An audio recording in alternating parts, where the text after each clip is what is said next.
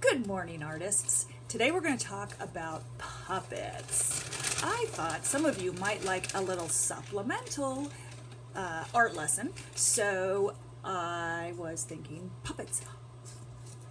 What? Puppets?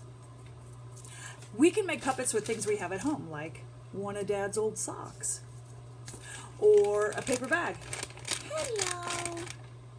And I thought it might be a fun way for you guys to integrate maybe some of the stories that you're reading, or even just do puppet theater at home with a sibling. You know, we're looking for ways to entertain ourselves while we have to stay inside and stay safe. So here's a little demo on how to make either a sock puppet, real simple, using materials at home. Look, my eyes, they're like diamond jewels that I had. That's a coin for his nose and just some ribbon. Wow, that's amazing. All right, let's get started. All right, for a paper bag puppet, you're obviously going to need a paper bag. When you make the face, you're going to want the bottom part of the bag that flips open here. Well, it doesn't open, but the part that folds over, that's going to be the mouth of our puppet. So you can just take any kind of marker, and I like to make on that separation there, this top part, this will be the top lips. So I just make some top lips, and then on the opening, the bottom lips, and then if you open it up, you could have some tonsils, or maybe even a tongue. Totally up to you how you do it. If you don't have things like I had here, Google Eyes, I made this one actually in the classroom, so I don't have these materials here at my house. So I had to find other things. Like on this puppet, I just used cardboard, cut it out, and outlined it and made the eyes. So you could do things like that. Just get pieces of cardboard. We're using a lot of cardboard right now. I'm just going to draw the eyes on here. So I'm just using my black Sharpie and drawing some eyes and a little nose. And if you have things at home like crayons, you can embellish and color in. If you have yarn at home, glue that on or tape it if you have to. It's not that hard to find those kinds of materials. Even fabric. If your mom sews and you have some fabric at home, you could cut a little dress or a shirt if you're doing a boy puppet. So here, I just took, this was from a magazine. This was a picture from a magazine that I cut out. I like the stripes. It kind of looked like a shirt to me. So how we make the shirt is take a piece of paper, whatever you want. I'm going to use this scrapbook paper.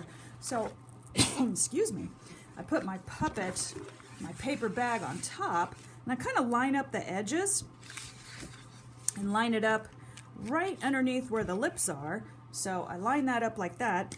And then here I can draw on this side and then stop drawing where it will end. So I know it needs to be that wide to cover my bag. And then here I can put a nice scalloped edge. Now if I want to add arms like I did on this one, then obviously I would just shift my paper bag over, maybe draw here, make some arms. I don't think it needs arms. And then for the neck, I just did like a little scooped line.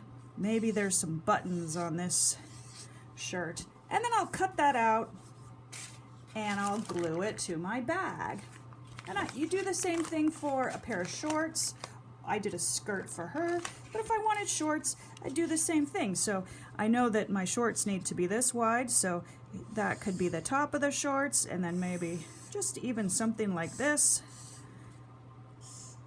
And there's some shorts. Maybe there's pockets and a little belt. So you can decorate it any way you want, and then cut those shapes out and glue them down to your bag. All right, so that's a simple paper bag puppet. The important part is to make sure that when you do the face, you do it with that sandwiched part there, the bottom of the bag. Okay, how about a sock? Well, for a sock puppet, you're obviously going to need a sock. I just raided my husband's drawer and found some old socks that were all stretched out here with the elastic. You guys can use any kind of sock you want. The color doesn't matter. The size doesn't really matter. This sock, because it's my husband's, is a little big, so the heel's way down here. But you guys find a sock, ask your parents what kind of sock you can use. And what I did is I actually cut a piece of cardboard so that the mouth is a little bit stiffer here. So I'll show you how to do that. All right. So you could take a piece of cardboard from a food box. Might be easier for you guys to cut. It was a little flimsy for me, so I chose a like Amazon box corrugated cardboard to cut. It's easier for, or it makes a firmer mouthpiece, but it's not as easy to cut. So if you have an older sibling or a parent that can help you cut that cardboard, you can do that. Otherwise, use cardboard from a food box because that's easy to cut. So the first step is you want to draw an oval.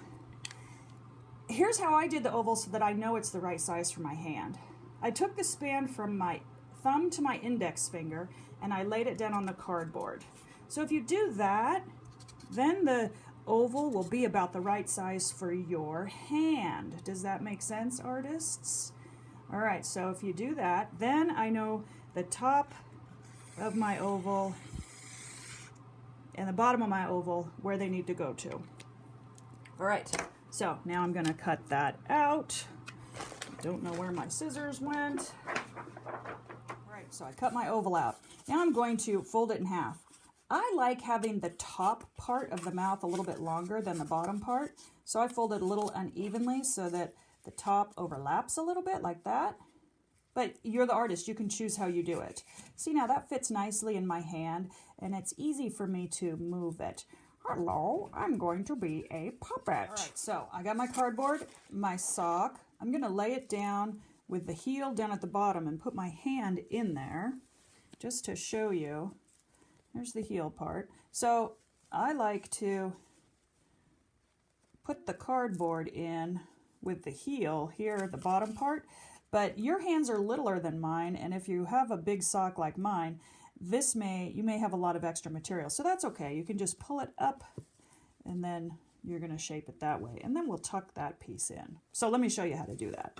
All right, so I take my cardboard, I want the top part here, and then I'm just going to put my hand in the sock, hold the cardboard shut. We don't need any glue. The great thing is that the cardboard, if you cut your oval large enough, it's going to actually just shape right around that. So I kind of tuck it into the mouth, pull it up here, and then voila. I am suspiciously looking like a puppet, but I need eyes. All right, so once you get that piece in there, it'll just kind of stay in there. So I can pull my hand out and it stays in there. Now, if I orient it this way, it kind of looks like a head. So I can put some eyes up here, little nose if I want a nose. And you can even put a tongue here. So there's all different ways you guys can add things to this. If you have a hot glue gun, you could hot glue things. I tried to use materials that I thought maybe you guys would have at home. So like here's just a coin for a nose, a little bit of yarn. And this is just wet glue. I just took just regular old glue and just put a whole bunch of it on top of there and then pat that yarn down. And then in this guy, I actually took a wadded piece of paper and stuck it in there so that his head kind of popped up off of his mouth part. So when I stick my hand in there, I can feel the paper there, but I just slide my hand in there. Oh, hello. This nose actually got glued down to the cardboard, so my sock's not moving around. You can see how it's glued down because I put so much glue on there, and then I put a clamp on it to hold it in place to let it dry overnight, so it glued to the cardboard. But that's kind of a fun way to make a puppet. And then I did the same thing here. I kind of glued, you could sew it together if you need to stitch it, because I wanted him to be wrinkly. Have fun making puppets. All right, I can't wait to see what kind of fun puppets you make, and maybe a puppet show. Bye, artists.